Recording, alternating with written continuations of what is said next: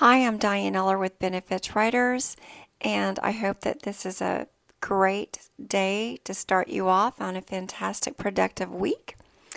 I like doing these short video segments because I think they're informative.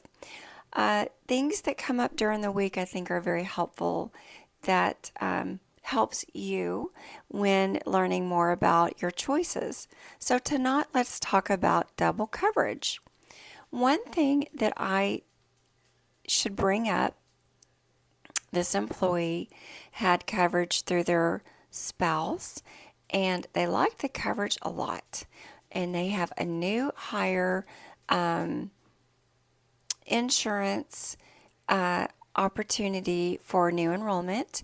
And they decided that they would enroll in both. So, what does that look like? Well, let me kind of break it down for you. If you're enrolled in your spouse's plan and then you take a job and they offer new coverage to you to enroll in, you need to be informed that that employer plan will be your primary plan.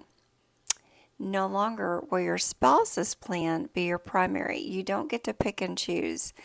And maybe your spouse works for a very large corporation where their benefits are robust and they have maybe very low deductibles and low out of pocket. And then you go to work for a small employer who has maybe a higher deductible and higher out of pocket. Be informed that when you do enroll in your employer plan, that is now your primary. You don't get to pick and choose, so before you enroll, you need to make sure, is that the best choice for your family? There's more to consider. Your employer is contributing most likely to the employee-only cost, and sometimes it is the best choice to enroll in your employer plan for the simple reason that your employer is contributing toward the employee-only cost, and maybe it's more expensive to remain on your spouse's plan as a dependent. So there's so many different reasons to really examine what your options are before you make a decision. So the other quick thing that I'll add is Section 125. That is a tax-sheltered pre-tax withholding for the insurance premiums that you would pay towards your coverage. With that said, there's a lock-in period. So if you enroll, most likely, unless you have a special qualifying event, you will not be able to make mid-year changes to your benefits.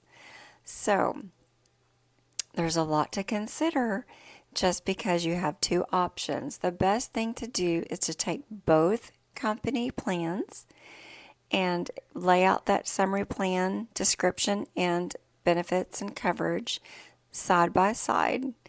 Consider your cost, not just only your premium, but what the deductible cost is and what the out-of-pocket maximums are.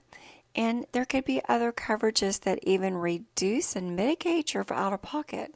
So before you make a decision, talk to the broker, get them to help you or your HR person before you make a final decision. Hopefully this was informative.